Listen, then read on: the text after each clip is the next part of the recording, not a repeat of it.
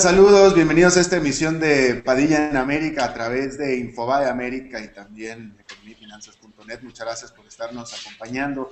Bueno, vamos rápidamente, déjame le doy un adelanto de lo que vamos a tener, un buen debate, un buen análisis sobre genéricamente se le conoce como las medidas de austeridad.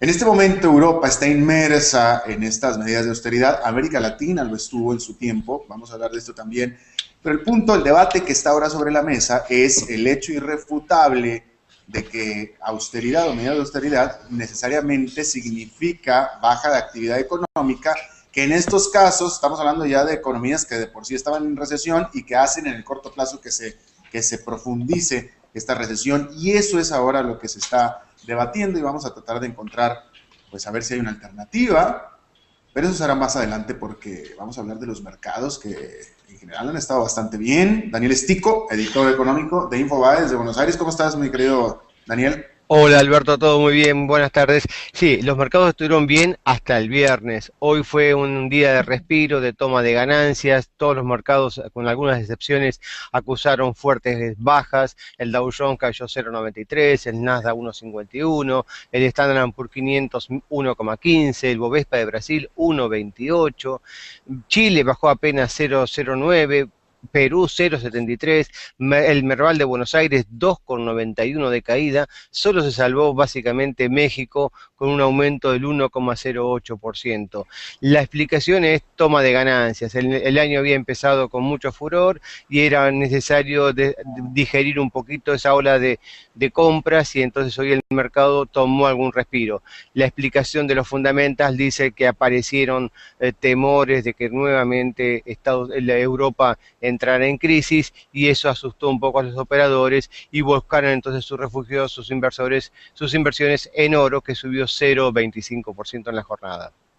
Claro, pero bueno, ya la prensa internacional, de la cual somos parte, pero estaba hoy viendo, por ejemplo, un encabezado de la Financial Times, donde ya están reflejando en términos genéricos que los mercados bursátiles del mundo están en máximos multianuales. Exactamente, justamente, apenas 40 días, menos de 40 días de comenzado el año, y el Dow Jones acumula subas del casi el 6% en dólares, así que realmente es una muy buena performance, pero bueno, ahí está la discusión: ¿es toma de ganancias, es ajuste de posiciones, el año sigue siendo positivo, o de nuevo aparecen temores de que la crisis europea se va a agudizar y eso entonces va a volver a castigar a los mercados bursátiles? Seguramente lo veremos en las próximas semanas. Claro, bueno, pero por lo pronto son muy buenas noticias para grandes inversionistas como tú, Daniel Stico y Isaac Cohen. Eso es bueno. Así es, esperemos que así sea. Gracias, mi querido Daniel Stico. Bueno, vamos a hablar del tema que nos ocupa y es este debate, bueno, no sé si tanto es debate como quejas, como denuncias de que toda medida de austeridad, a ver, déjame se lo pongo muy fácil. Cuando un país entra en recesión y sobre todo que tiene déficit de fiscales importantes, las primeras condiciones que los organismos multilaterales de desarrollo, los bancos centrales, el Banco Central Europeo, imponen como condicionante de prestar dinero es que el gobierno del que se trate, en este caso de Grecia, puede ser de España también incluso, los organismos le dicen, bueno, lo que tienes que hacer es tomar medidas de autoridad, tienes que empezar a arreglar la casa financieramente. Y eso significa una contracción económica dentro de una economía que ya está en recesión y por tanto hace que se profundice la recesión. Y esto es lo que se ha estado debatiendo incluso en foros presidenciales. Obviamente todo relacionado con Europa porque es la región del mundo que está ahora en crisis. Tenemos un panel bastante importante y primero que nada quiero dar la bienvenida personal y muy querida a alguien que es muy querido amigo mío desde hace muchísimos años y que usted, si me conoce a mí, lo conoce a él porque es casi como mi hermano mayor, porque sería demasiado decir que es mi padre, mi querido Isaac Cohen. ¿Cómo estás? Encantado, Alberto, como siempre, un gusto. Gracias, Isaac Cohen. Es difícil hablar de mí sin hablar de ti, porque no, has estado conmigo durante muchísimos años, siempre presente, y te agradezco muchísimo, mi querido Isaac. Así es, Alberto, un gusto. Economista y analista basado en Washington. Nos acompaña también Miguel Ángel Santos, economista, catedrático, nos acompaña desde Barcelona. Muchas gracias. y también José María Hook, economista, y también, bueno, yo diría que eres colega también periodista que nos acompañas desde Madrid. ¿Cómo estás, José María? Buenas tardes, un placer estar contigo, Alberto. Gracias. Bueno, yo creo que voy a empezar contigo, porque tú estás en Madrid, estás en España, estás en la zona cero de debate y de los asuntos económicos no positivos del mundo en este momento. Y la pregunta, bueno, primero que nada, sigue todavía, España está inmersa en una serie de varios planes de austeridad y por supuesto inmersa en una profunda recesión. ¿Este debate es vigente actualmente en España y sobre todo es serio? Es totalmente vigente. Yo creo que de hecho es el tema en mayúsculas con el que se mueve la discusión política y económica en España en estos momentos, ¿no? La discusión de si las medidas de austeridad van a permitir a España salir de la crisis económica en la que se encuentra o por lo contrario hay que apostar por medidas de crecimiento y de dónde va a salir ese dinero, la plata para conseguir impulsar esas medidas de crecimiento, ¿no? Claro. Miguel Ángel Santos, existe, vaya, no hay duda, es por todos sabidos que medidas de austeridad generan contracción económica y contracción económica es lo que menos necesita ahora la Unión Europea. Pero te pregunto yo, ¿hay acaso alguna alternativa? Bueno, el término en cuestión de política, Alberto, siendo consistente, si tú estás en el extremo derecho de política en los Estados Unidos, tú apuestas por una baja de impuestos y una reducción del tamaño del gobierno federal que estimule la actividad económica privada. Y si estás en el ala más de centro-izquierda, apuestas por un aumento del gasto público, quizás un incremento del déficit que de alguna medida ayuda a recuperar la confianza y levantar la actividad económica. Lo que están haciendo aquí es una cosa con pocos precedentes, recuerdo algunos casos de América Latina, que es un recorte de impuestos, de gasto muy fuerte en una época de recesión, combinado con un aumento de los impuestos. Entonces tú dices, bueno, yo cuando escucho a los republicanos entiendo, no lo comparto, pero entiendo a qué están apostando.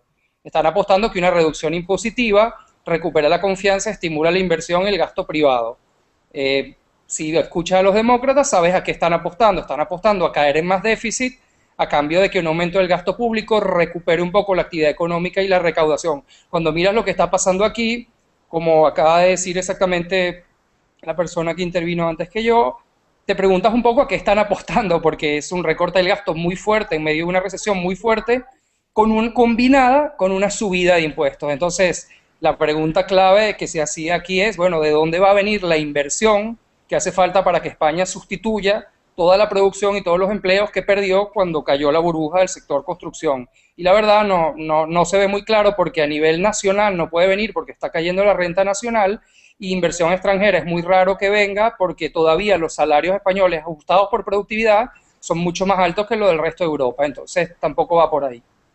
Claro. Bueno, y de nuevo, todo este debate se está dando en Europa porque en Europa es donde está la crisis económica en este momento y son países que necesitan del dinero y lo primero que los prestamistas le están diciendo a esos países es, bueno, necesitamos que nos demuestres que te vas a sincerar, que vas a hacer medidas de ajuste, es decir, que vas a dejar hacer lo que venías haciendo antes en términos de sobregasto y etcétera, para nosotros darte el dinero, y eso es lo que está generando mayor contracción económica. Isaac Cohen, en América Latina sabemos perfectamente bien, sobre todo los grandecitos como yo, no sé si tú, pero ya como yo sí, nos acordamos allá en las épocas de los años de los 90s, 80s, las medidas de austeridad. Esa era moneda de uso corriente en América Latina, las medidas de austeridad. Pero la pregunta que yo te hago es, ¿acaso América Latina salió adelante de las crisis? Porque creo que lo hizo de manera bastante formidable en ese sentido. Nosotros no solamente vivimos las crisis, sino que pareciera ser como que ya nos deshicimos de ellas. Las hicimos a base de medidas de austeridad, es decir, pasamos exactamente lo mismo que está pasando en Europa en este momento. Bueno, el precio que pagó América Latina por la austeridad de los años 80 fue una década perdida de crecimiento económico. O sea, no hay que olvidar que en América Latina perdimos 10 años de crecimiento económico para ajustar la economía, las economías a una situación financiera diferente. El tema era la deuda externa, el alza del petróleo, ambos provocaron un tsunami en América Latina, tasas de inflación que no se veían nunca en la historia de los países de América Latina. Estoy hablando de 1000, 3000, 5000% al año, era lo corriente. Ahora, ¿cómo se salió del atolladero en América Latina? Primero vino una solución del tema de la deuda. No hay que olvidarse que los bonos Brady, llamados bonos Brady en honor del secretario del Tesoro de Estados Unidos, fueron los que sacaron a América Latina porque se logró cambiar la deuda vieja por nuevos bonos Brady. Y eso logró colocar a América Latina nuevamente en los mercados financieros internacionales. Y eso empezó a ayudar. Luego vino una estabilización, porque los gobiernos se tomaron muy en serio el combate a la inflación, y la lucha contra la inflación reveló que la caída desde los niveles en los que estaba la inflación en América Latina se podía hacer de una manera muy abrupta. O sea, la caída era un mensaje positivo que se enviaba. Y al mismo tiempo coincidió en que América Latina se volvió hacia la democracia en los años 80 y los votantes empezaron a reconocer a aquellas personas que combatieron la inflación. Por ejemplo, presidentes como Fernando Henrique Cardoso se ganó la presidencia de Brasil combatiendo la inflación. Entonces ese conjunto saca a América Latina, por así decir. Luego viene el auge de las materias primas, que empieza por ahí en los años 90, y entonces eso empieza a sacar a América Latina del atolladero. Pero fueron 10 años perdidos de crecimiento económico, eso no hay que olvidar. Totalmente de acuerdo, pero la pregunta, y bueno, el producto de todo eso es que aquí ya vemos varios en Estados Unidos que escapamos de América Latina, pero te pregunto yo a ti, ¿había otra manera de hacerlo? Porque estoy tratando de hacer a ver si hay un ejemplo de América Latina hacia Europa, porque, de nuevo, nosotros en América Latina pasamos por medidas de austeridad y en este momento, felizmente, América Latina está en otra posición totalmente diferente a la que estaba la región en los años 80. Y yo te pregunto, ¿había otra manera diferente de hacerlo? ¿Había otro camino?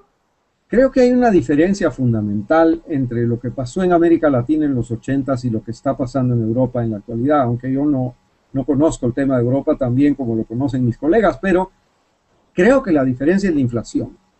En América Latina teníamos hiperinflación.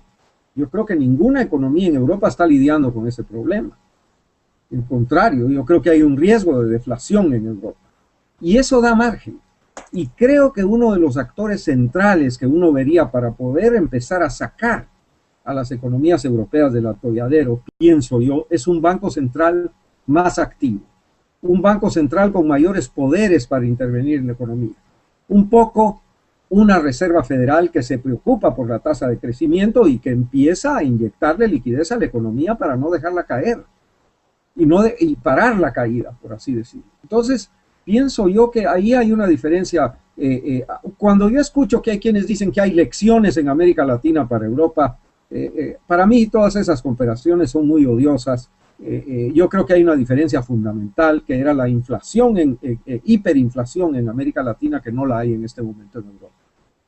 Ahora, y sin embargo, José María Hook, terminando con esta frase que dijo Isaac Cohen, ¿acaso se creería o tú crees, y tal vez también para ti, Miguel Ángel, si quieren ustedes, si quieres tú también comentar al respecto, porque Isaac acaba de establecer lo que él piensa que es la gran diferencia entre la situación de América Latina en aquel entonces y la de Europa ahora. Pero la pregunta que yo tengo acá, ¿acaso lo que pretenden los prestamistas en Europa es la misma solución, la misma receta que se aplicó en América Latina, que era un caso diferente?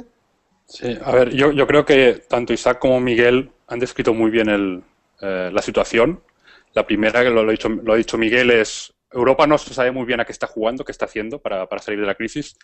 Y la pregunta fundamental que se tiene que hacer a Europa es ¿a qué se ha debido la crisis económica? ¿Qué ha provocado la crisis económica? Y en el caso concreto de España, sin duda, el que ha disparado la pistola de la crisis ha sido la expansión crediticia que ha tenido España, ¿no? Entonces, lamentablemente, yo creo que España y gran parte de los países del sur de Europa se enfrentan a una década perdida porque es muy complicado solucionar verdaderamente el problema con más expansión crediticia adicional para el caso español, ¿no? O sea, digamos, los efectos que provoca a corto o medio plazo la expansión crediticia, o que provocaría más expansión crediticia en estos momentos en España, con unos niveles de deuda ya poco sostenibles, obviamente sería como los mismos que ha provocado anteriormente. Es decir, todo el mundo estaría feliz, pero los problemas de la economía, los problemas intrínsecos de la economía, de falta de competencia, de alto endeudamiento, no se solucionarían, ¿no? Entonces, Europa o España tiene que ser consciente de que se enfrenta a una década perdida, donde tiene que tomar una serie de medidas de austeridad, pero de austeridad bien aplicada, ¿no? No como se está aplicando ahora, que es una austeridad, digamos, grosera, a bultos, sino tiene que ser una austeridad quirúrgica, bien hecha. No puede ser que España reduzca la inversión pública un 50%, pero el coste de los salarios de los funcionarios solo se reduzca un 2%, ¿no? O sea, tiene que realmente ser una austeridad inteligente, no como la que se está realizando en estos momentos, ¿no?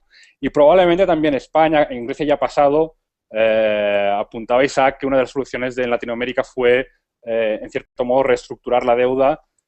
Por desgracia, probablemente España y muchos países desarrollados en estos momentos, con un endeudamiento público-privado que supera el 350% del Producto Interior Bruto, tiene que enfrentarse a algún tipo de reestructuración de deuda en algún momento, ¿no? Sino todo lo que no sea esto es una huida un poco hacia adelante que acabará impactando aún más gravemente en el futuro. Profesor Santos. Sí, no, estoy de acuerdo, quizás para resaltar lo de los años de austeridad que vienen por delante. Con lo que ha pasado en España en los últimos 3 años, el salario real promedio español cayó 6,4%. Y se estima que todavía para igualar el salario de Europa en términos de unidad producida, le falten otros 14%. O sea que España, a este ritmo que viene, igualar su nivel de salarios con el de Europa para que alguien pueda pensar que montar una industria aquí pueda ser competitivo y se recupere la inversión y el empleo, le quedan muchos años de austeridad. A mí, como tú, viniendo yo de América Latina, me parece que 4 o 5 años más de desempleo al 27-30% son muy, pero muy peligrosos en términos de estabilidad. Yo ya he escuchado demasiadas veces que en América Latina hacemos cambios y nunca se volverá atrás, y la historia de nosotros es como circular. Entonces quizás vengo curado en ese sentido contra pensar que España tiene ya alcanzado un grado de estabilidad institucional que no lo puede perder. Yo creo que 3 o 4 años de desempleo de 27-30%, con las barbaridades que estaba comentando José María en términos de las diferencias entre quienes pagan los ajustes, puede ser muy peligroso. Entonces me parece que la opción de España es un tema de o se reestructura la deuda o el Banco Central Europeo interviene de una manera más activa con los riesgos que José María ha resaltado, la expansión crediticia, o se saldrá el euro en algún momento, porque que socialmente se pueda pasar aquí 3 o 4 años más a nivel de 27-30% de desempleo, me parece socialmente muy peligroso y muy difícil de sostener. Y yo estaría totalmente de acuerdo contigo, es insostenible socialmente, por supuesto, 27% de desempleo y etcétera, pero ¿cuál es la alternativa? Es decir, ¿de qué otra manera se puede, uno, empezar a crecer, pero dos, crecer sanamente sin los vicios y sin los problemas y los errores de lo que nos trajo a esta problemática desde el principio? Bueno, España tiene un problema bancario que es bueno separarlo como el problema económico y que es lo que lo está complicando más. Pero digamos, ¿cómo han salido los países que tienen su propia moneda de esta crisis con los mismos riesgos bancarios? Bueno, imprimiendo dinero y monitoreando la inflación. Yo percibo en Europa una obsesión con la inflación muy fuerte. Y si España, con una inflación el año pasado que apenas rozó el 2%, quiere llegar a corregir su desventaja salarial, tiene que tener lugar una deflación de salario fenomenal. Entonces, ¿qué opción habría? Mira, la opción de una expansión monetaria, ¿cómo llega esa expansión? Por 2 vías, o la hace el Banco Central Europeo, y algunos países que ya están más cerca de pleno empleo experimentan una inflación mayor. Digamos que Europa viva con Alemania en 5 o 6 y España en 3 o 4 de inflación, no me parece una catástrofe. Sí me parece una catástrofe el nivel de desempleo actual de algunas economías. Esa sería una primera opción. Y una segunda opción es salirte del euro e imprimir dinero y tratar de generar un marco de políticas coherente que haga esa salida creíble con la catástrofe que ha sido, porque ya sabemos también, tú en el caso de Argentina, una vez que haces una promesa de no salir de un esquema, salir del esquema se hace terriblemente costoso, pero me parece que pasa por allí. Ahora, Isaac Cohen, aquí el profesor Santos dijo algo que me pareció también bastante interesante, porque en su momento América Latina, bueno, hasta la fecha también, pero en su momento cuando estaba en crisis América Latina tenía un instrumento muy usado que la Unión Europea no puede utilizar, que es la devaluación. Efectivamente, no, eso es cierto, o sea, pero estamos suponiendo, por lo menos de mi parte, que hay una solución dentro de la zona del euro. Y la solución tiene que venir inicialmente del Banco Central. Hemos visto que cuando el Banco Central Europeo ha dicho que está dispuesto a hacer lo que sea necesario para mantener el euro, en ese momento los diferenciales de los bonos emitidos por España, por Italia, se han reducido y ha sido más, digamos, más factible emitir bonos en el mercado a tasas de interés menos onerosas. De manera que eso significa de que hay una salida que presupone un activismo mayor por parte del Banco Central Europeo. Estoy suponiendo de que se logran superar las aprehensiones de Alemania y todo ese tipo de problemas. O sea, si hay la decisión, luego viene una renegociación de la deuda. Es que tampoco se puede dejar eso así. Grecia lo está haciendo, lo ha hecho ya 2 veces. Ha habido recortes de pelo para los acreedores en Grecia sin que hayan habido grandes protestas, a mi manera de ver. Algunos han protestado, pero la mayoría han aceptado recortes de pelo. Yo creo que va a haber que llegar a eso. Y en ese momento, una vez que se haya tratado de controlar el tema de la deuda y que se tenga acceso a los mercados financieros, se pueden empezar a tomar medidas de reactivación económica. Ahora, yo creo que eso puede suceder dentro de la zona del euro, que fue la primera opción que dijo Miguel Ángel, ¿no? Pero yo la salida del euro, pues no me la quiero ni imaginar, porque sería una catástrofe para todos los miembros de la zona del euro. José María Hook, este programa se ve mucho en Argentina, por supuesto, y de Argentina nos mandan preguntar, bueno, ¿y qué tiene de malo la solución argentina, que fue única, de declarar el default? Todo el mundo aquí el que gana soy yo soy el que establezco mis reglas, no le pago absolutamente a nadie, me quedo con el dinero y no entro en recesión, o mejor dicho, no hago contracción del gasto, sino al contrario, lo expando. Y por un momento le funcionó por algunos años. Con Grecia se hablaba mucho del caso argentino. La pregunta es si en España, donde tú estás, hay algún movimiento, algún pensamiento al respecto. No, de momento el tema de hacer default de la deuda es un tema tabú en España, aunque yo creo que lo más honesto que puede hacer un acreedor, como hizo Argentina, es decir, no puedo pagar, señores, lo siento mucho, los inversionistas han perdido parte de su inversión, ¿no? Yo creo que es lo más honesto. Pero en España en estos momentos es un tema absolutamente tabú insinuar por parte de incluso todos los partidos políticos, gobiernos y gran parte de los economistas algún tipo de default o reestructuración de la deuda española. El mensaje que se ha transmitido o se sigue transmitiendo es que España es solvente y que el nivel de deuda español es perfectamente asumible. Ese es el mensaje, esa es la realidad. Ese es el mensaje oficial. La realidad para mí, personalmente, mi opinión es que no. Sobre todo si a la deuda pública, al nivel de deuda pública del gobierno, le añadimos el nivel de deuda privada, de empresas, hogares y bancos, el nivel global de la deuda española es, yo creo que, todavía lo miraba, el segundo más elevado del mundo por detrás de Japón, ¿no? Claro. Profesor Santos, usted es de Latinoamérica igual que yo, igual que Isaac también, y cuando escucho ahora, por ejemplo, a José María, José María simplemente me lo recordó, pero esta historia de los gobiernos que dicen estamos bien, tenemos la capacidad, no pasa nada, etcétera, no la sabemos, nosotros, tú estás joven, Miguel Ángel, pero ya Isaac y yo no la sabemos, pero muy bien.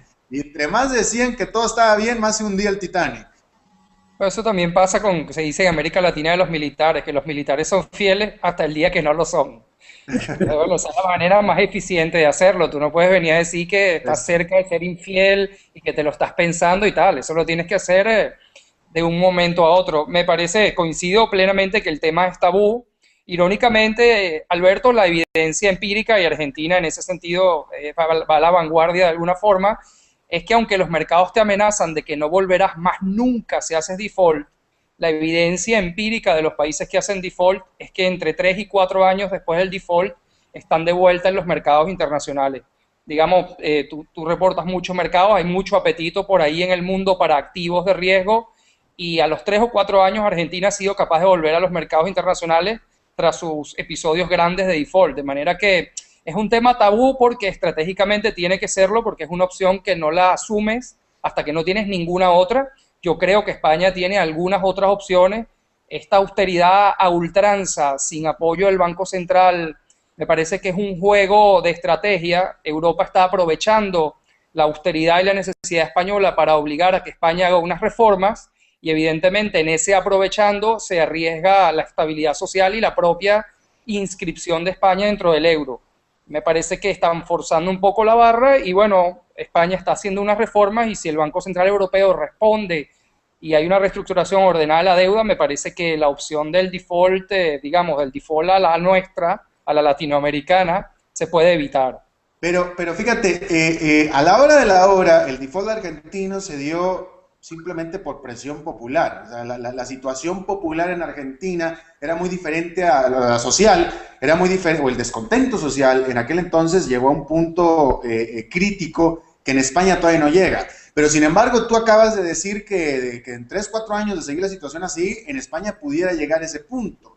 La pregunta que yo tengo aquí, y esta es la última, es ¿qué es lo que puede de hecho pasar diferente para evitar que dentro de 3, 4 años sigamos igual y que por tanto la población española, como tú habías dicho, diga hasta aquí ya no más? ¿Para quién es eso? ¿Algún otro? Isaac. A ver, Isaac, adelante. Sí, mira, no, yo quería decir algo. Por eso utilicé el término renegociación de deuda. ¿Qué es lo que está haciendo Grecia? Grecia ha renegociado 2 veces. 2 veces. Y los acreedores han aceptado recortes de pelo. O sea, esto se puede hacer de una manera ordenada. No existen tribunales de quiebra en el sistema internacional ni en la Unión Europea donde uno pueda ir a declararse en quiebra. Argentina recurrió a la falta de pago, a la suspensión de pagos, porque los acreedores internacionales le dijeron ya no más. O sea, tampoco fue una predilección a Argentina hacer el default. Lo que pasó es que los acreedores internacionales le dijeron no más, como dijo el famoso boxeador panameño. Y eso significó de que ya no tenían acceso al financiamiento internacional. Pero yo creo que si hay posibilidades de un banco central activo que entre y que haya una renegociación ordenada de la deuda, se puede salir de este tipo de atolladero. Sin devaluar, porque los europeos no pueden devaluar. Argentina se tuvo que salir de la promesa de un tipo de cambio fijo estrepitosamente y eso pues la llevó a dar bandazo y medio. Con lo cual se ve el costo que tiene salirse de una moneda fija como es el euro en este caso para los miembros de la eurozona. Por supuesto. Profesor Santos, ¿te quedaste con una idea en la boca? No, la idea, concretamente a tu pregunta, es el tema de el mayor apoyo a Europa del Banco Central Europeo, y como los niveles de desempleo en los países son completamente diferentes, una política expansiva en términos monetarios va a generar una mayor inflación en esos países que hoy en día tienen niveles de empleo mayores, caso Alemania y tal. Y esos diferenciales de inflación es precisamente lo que se necesita para que los países que están en el lado más grande del desempleo empiecen a corregir esa diferencia sin tener que pasar por el proceso que es muy doloroso socialmente de deflación de salarios. Además que en España se da una característica muy especial, que es una economía que se ajusta no por cantidad, no por precios, sino por cantidades. Entonces el salario no cae, ha caído 6,4% en 3 años, pero las cantidades se vinieron al suelo de una manera brutal a 27% de desempleo. Entonces a ese ritmo va a ser muy lento. Entonces la solución pasa por una renegociación de la deuda que mantenga el flujo de dinero abierto hacia las economías de Europa que están en problemas, como se hizo en América Latina, y por una actividad mayor del Banco Central Europeo que ciertamente le va a traer algo más de inflación a los países. Eso que dice mucho la gente de que si se devalúa dentro de Europa las diferencias de inflación se va a redistribuir el desempleo, bueno, es un poco cierto también. Habrá algunas repúblicas que hoy están muy cerca de pleno empleo que terminarán con un poco más y se redistribuirá un poco el desempleo de los países que hoy en día están más en problemas. Claro. Miguel Ángel Santos, profesor catedrático y economista desde Barcelona, te agradezco muchísimo tu buena disposición de charlar con nosotros. José María Hook, economista y también periodista, colega desde Madrid, te agradezco también muchísimo tu buena intención de charlar con nosotros. Saludos. Muchas gracias. Y por supuesto, Isaac Cohen, analista, comentarista, también periodista y economista y sobre todo buen amigo mío desde Washington. Te agradezco mucho también, Isaac. Un placer, como siempre, Alberto. Gracias, muy amables a todos. Bueno, y eso es todo lo que tenemos por esta emisión de Padilla en América. Muchas gracias por habernos acompañado. Nos vemos en la próxima y que la pasen muy bien.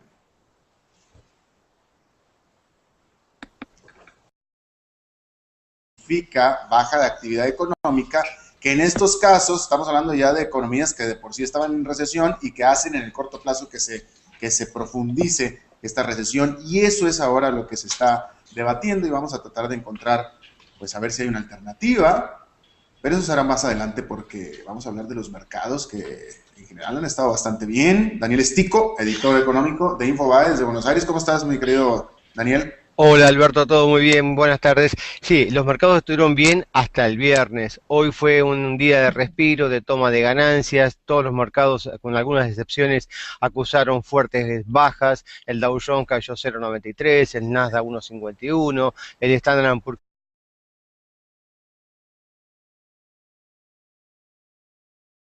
Saludos, bienvenidos a esta emisión de Padilla en América a través de Infobae América y también economiafinanzas.net. Muchas gracias por estarnos acompañando. Bueno, vamos rápidamente, déjame le doy un adelanto de lo que vamos a tener, un buen debate, un buen análisis sobre genéricamente se le conoce como las medidas de austeridad. En este momento Europa está inmersa en estas medidas de austeridad, América Latina lo estuvo en su tiempo, vamos a hablar de esto también.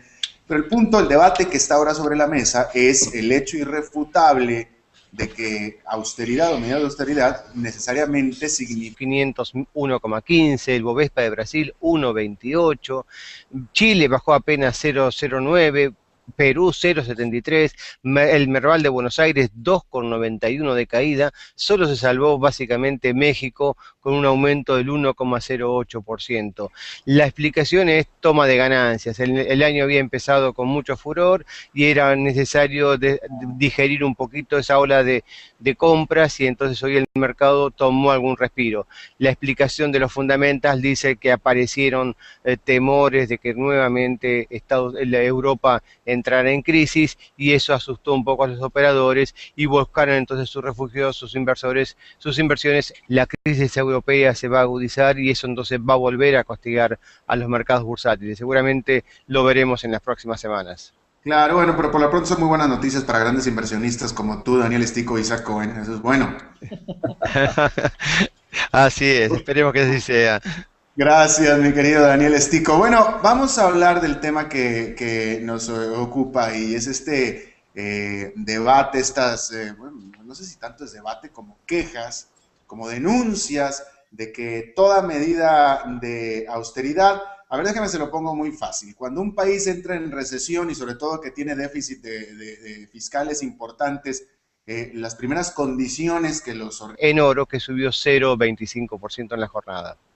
Claro, pero bueno, ya la prensa internacional, de la cual somos parte, pero estaba hoy viendo, por ejemplo, un encabezado de la Financial Times, donde ya están reflejando en términos genéricos que los mercados bursátiles del mundo están en máximos multianuales. Exactamente, justamente, apenas 40 días, menos de 40 días de comenzado el año y el Dow Jones acumula subas del casi del 6% en dólares, así que realmente es una muy buena performance, pero bueno, ahí está la discusión, ¿es toma de ganancias, es ajuste de posiciones, el año sigue siendo positivo o de nuevo aparecen temores de que